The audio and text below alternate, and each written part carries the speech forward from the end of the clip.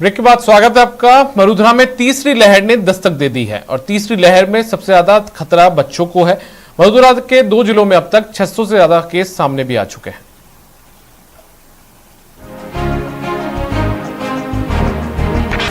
मरुधरा के 2 जिलों में बच्चे बहुत तेजी से कोरोना संक्रमित हो रहे हैं और ऐसे में आशंका जताई जा रही है कि मरुधरा में कोरोना की तीसरी लहर ने दस्तक दे दी है।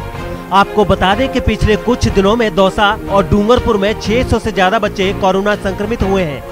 तीसरी लहर को लेकर जैसी आशंका थी बिल्कुल वैसा ही हो रहा है। कोरोना का संक्रमण अब बच्चों को हो रहा है। बड़ी तादाद में बच्चे कोरोना से संक्रमित हो रहे हैं। राजस्थान में बच्चों में कोरोना के संक्रमण से हाहाकार मच गया है।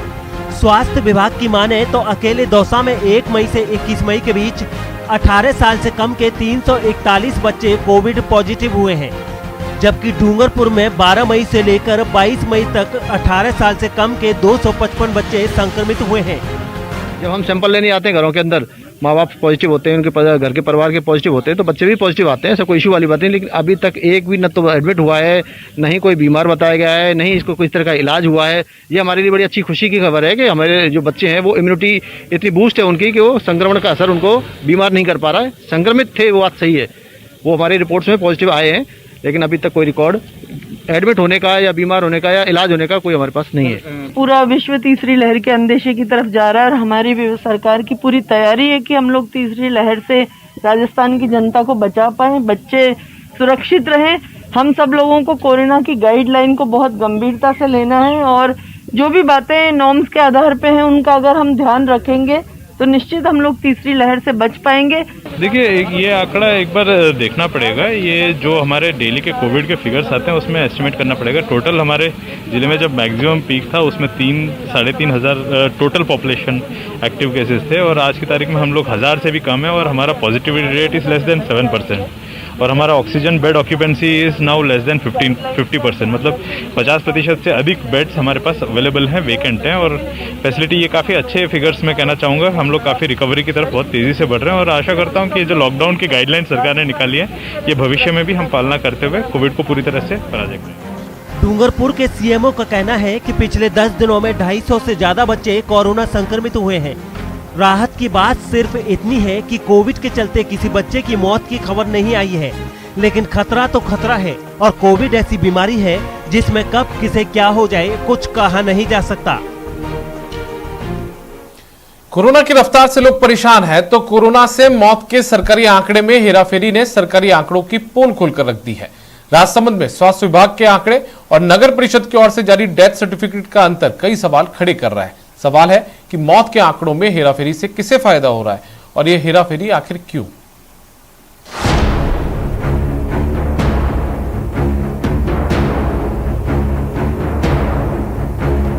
कोरोना काल में बढ़ती मौतों का आंकड़ा चिंताजनक है, लेकिन सबसे बड़ी बात यह है कि मौतों के आंकड़े में कुछ ऐसे तथ्य है जो छिपाए जा रहे हैं।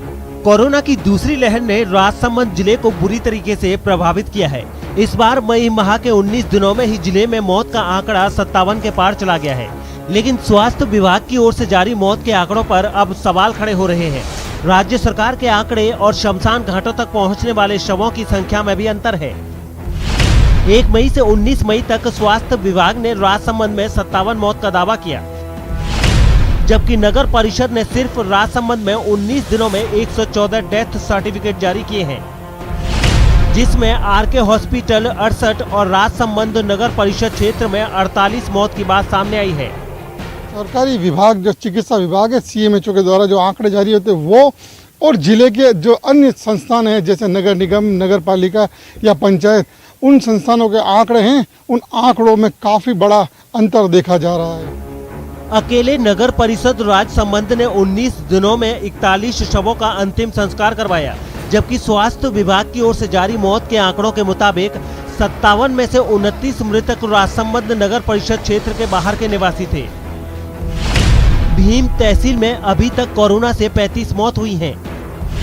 देवगढ़ तहसील में 30 और आमेट नगर पालिका क्षेत्र में 16 मौत हुई है।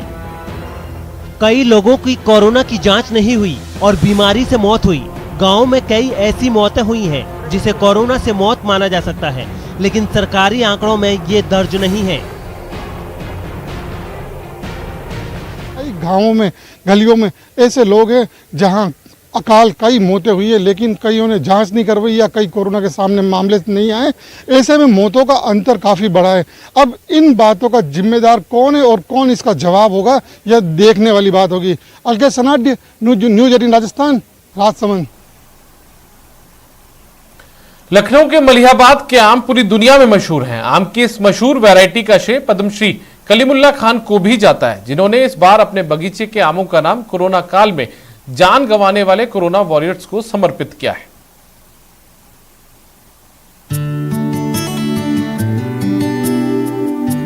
आमों का ये बगीचा जितना खास है, उतना ही इस बगीचे के आम खास हैं। इनके खास होने की वजह इनका नाम है।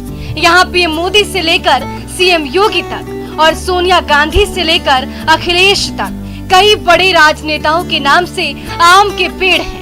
अखिलेश मैंगो, उनके पिताजी के नाम से, नेताजी के नाम से, मोदी साहब के नाम से और आपके सोनिया जी के नाम से। अब ज़्यादा स्थिति खराब हो गई है और आपके जो कलाम साहब के नाम से ये बनाया है उनके, और एक बच्चन साहब के नाम से भी जोड़ा है मैंने आम को। अपने बगीचे के आमों के लिए मशहूर और पद्मश्री पुरस्कार प्राप्त कर चुके कलीमुल्लाह खान ने इस बार अपने आमों को कोरोना वॉरियर्स को समर्पित किया है, जिन्होंने लोगों की सेवा में जान देकर मिसाल पेश की है। ये लोग मिसाली लोग हैं। जो डॉक्टर मरे हैं वो डॉक्टर मरे नहीं हैं, वो जिंदा हैं। वो पुलिस वाले जो मर गए हैं बता रहे हैं, नहीं वो मरे नहीं हैं, वो सब शहीद हुए हैं, वो मरे। उन्होंने इंसानों की जान बचाने के लिए अपनी जान गंवाया है। ये तो बहुत बड़े लोग हैं, ये कभी मरेंगे नहीं। तो इसलिए मैंने उनके नामों से आमों को नाम मैंने जोड़े हैं। राजनेताओं, कोरोना वॉरियर्स के अलावा यहाँ क्रिकेटर सचिन तेंदुलकर और अभिनेत्री ऐश्वर्या राय बच्चन के नाम से भी आम का पेड़ है। खूबसूरती ऐश्वर्या की जो है, वो जब भी आम आएगा वो आम दुनिया में कहीं भी फैल के पहुंचेगा, वो हमारी ऐश्वर्या की खूबसूरती याद आएगी। इसलिए मैंने ऐसे लोगों के नाम जो रखे हैं, उसका मेरा मकसद सिर्फ ये है कि ये लोग, अब लोग इनकी मिसाल ने इनसे मुकाबला करें। पद्मश्री कलीमुल्लाह खान का आम का बगीचा करीब 5 एकड़ में फैला है। वे हर साल अपने आमों को नया नाम देकर नई वैरायटी की तरह पेश करते हैं, लेकिन इस बार उनका मकसद देश के लिए बेहतरीन काम करने वाले लोगों के बारे में आने वाली पीढ़ियों के लिए बेमिसाल याद बनाने का है। Bureau report, news 18 network. और इस बुलेटिन में फिलहाल इतना ही। नमस्कार।